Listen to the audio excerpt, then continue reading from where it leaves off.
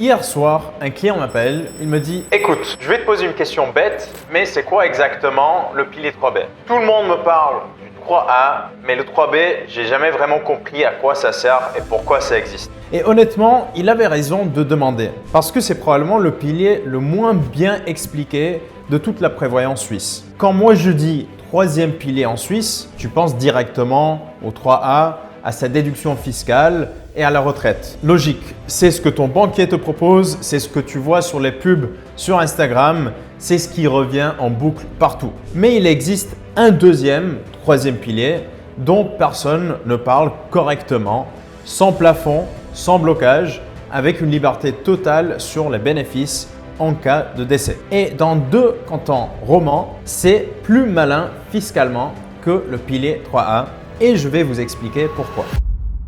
Bienvenue dans le 3B. Le 3B, c'est la prévoyance individuelle libre. En pratique, ça prend deux formes. Un contrat d'assurance vie chez un assureur ou un compte d'épargne ou de placement chez une banque. Pour comprendre pourquoi il existe, il faut remonter au 3 décembre 1972. Ce jour-là, le peuple suisse vote sur deux modèles de retraite opposés. Une grosse retraite étatique à la française ou un système à 3 étages. L'État pour le minimum vital, l'employeur pour le niveau de vie et l'individu pour le reste. 75 des votants choisissent le système à 3 étages, le système qu'on a aujourd'hui en Suisse, le système des 3 piliers. Et c'était une décision culturelle autant que politique qui distingue aujourd'hui la Suisse de ses voisins européens. Mais le 3A est arrivé après, en 1987. Autrement dit, le 3B existait avant le 3A. Et c'est simplement le nom administratif qu'on donne à toute prévoyance privée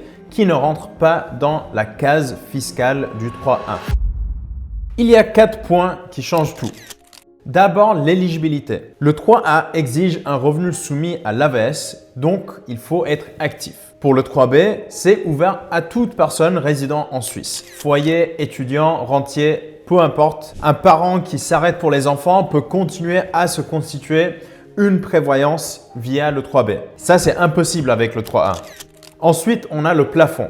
Parce que le 3A est limité chaque année, comme on le sait, à un peu plus de 7 000 francs pour un salarié et autour de 36 000 francs pour un indépendant sans deuxième pilier. Le 3B n'a aucun plafond.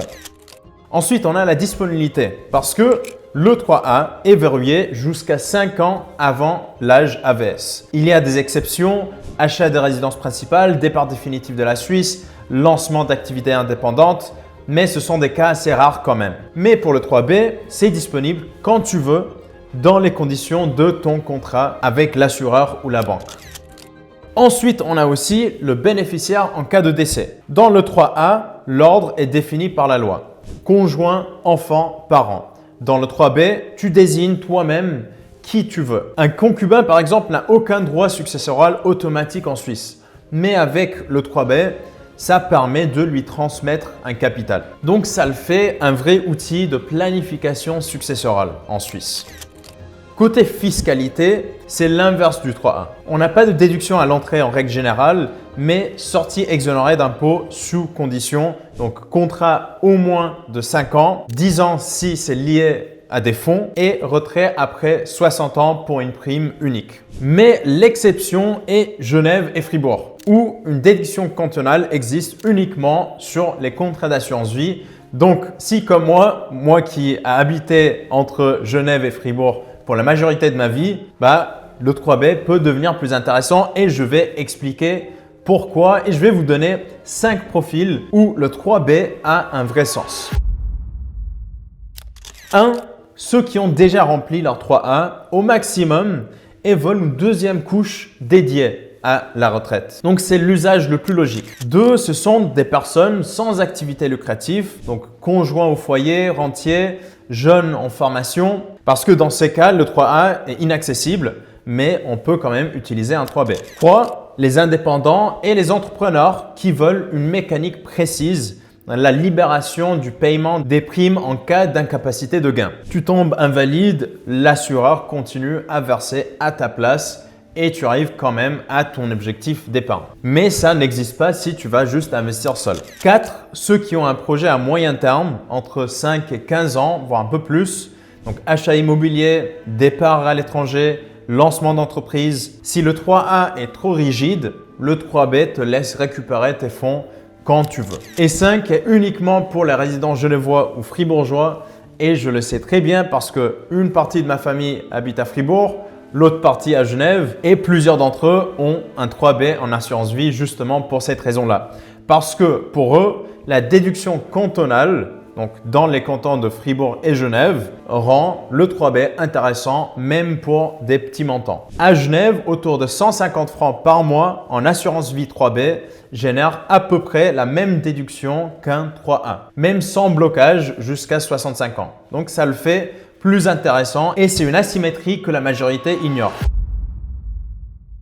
Mais la vraie question dans tout ça, c'est pourquoi est-ce qu'on ne va pas juste ouvrir un compte chez un courtier en Suisse ou un compte titre et acheter des ETF nous-mêmes ou même juste un ETF monde capitalisant à 0,2% de frais où on va payer 0% sur les gains en bourse et on va juste payer les impôts sur les dividendes qui ne vont pas être très élevés. Pourquoi pas faire ça? Et honnêtement, dans la majorité des cas, l'ETF, cette stratégie de le faire nous-mêmes avec un compte, gagne. Parce qu'un 3B en assurance vie vient avec souvent entre 1,5 et 2,5 de frais annuels une fois qu'on va additionner tous les frais de gestion, administration et primes de risque. Et sur 25 ou 30 ans, c'est beaucoup d'argent. Mais il y a quand même 4 cas où le 3B a quand même un sens face à l'investissement direct. D'abord, la discipline, parce qu'un contrat à prime mensuel automatique t'oblige à épargner. Beaucoup, s'ils investissent tout seuls, ils vont t'arrêter de verser sur un compte titre au premier imprévu qu'ils vont avoir. Si tu te connais et tu penses que c'est ton cas, c'est mieux de juste avoir quelque chose d'automatique comme dans le 3B, mais bien sûr, on peut faire des versements automatiques avec des investissements directs, mais juste, ce n'est pas écrit dans un contrat avec un assureur par exemple. Ensuite, on a la couverture risque. Donc, si on a une famille à charge, pas d'assurance décès ou pas d'assurance invalidité par ailleurs, le 3B combine épargne et protection. Comparé honnêtement, c'est-à-dire en rajoutant le coût d'une assurance temporaire à ton ETF standard, l'écart se réduit. Et ensuite, on a la fiscalité genevoise ou fribourgeoise. Parce qu'on a un rendement immédiat garanti que ton ETF ne te donnera jamais et c'est avec la fiscalité. On a aussi la transmission avec la clause bénéficiaire libre, ce qui est irremplaçable pour transmettre à un concubin ou en dehors du cadre légal des héritiers. En dehors de ces cas que j'ai mentionnés, soyons clairs, un ETF monde ou juste un portefeuille d'actions en investissement direct sur 30 ans avec un peu de discipline fait presque toujours mieux pour vous. En termes de frais, en termes de tout, en termes d'organisation même. Mais si vous allez prendre un 3B, je vais vous donner un conseil qu'on ne te donnera jamais en agence. Ne signe jamais un 3B en assurance sans demander le tableau de valeur de rachat sur 10 ans. Beaucoup de personnes découvrent trop tard que résilier dans les premières années leur faisait perdre entre 30 et 70% des primes versées à cause des frais d'acquisition concentrés au début du contrat. C'est la critique la plus fondée du milieu indépendant. Voilà, prenez ce conseil si vous êtes dans le cadre de profil qui va vouloir ouvrir un 3B.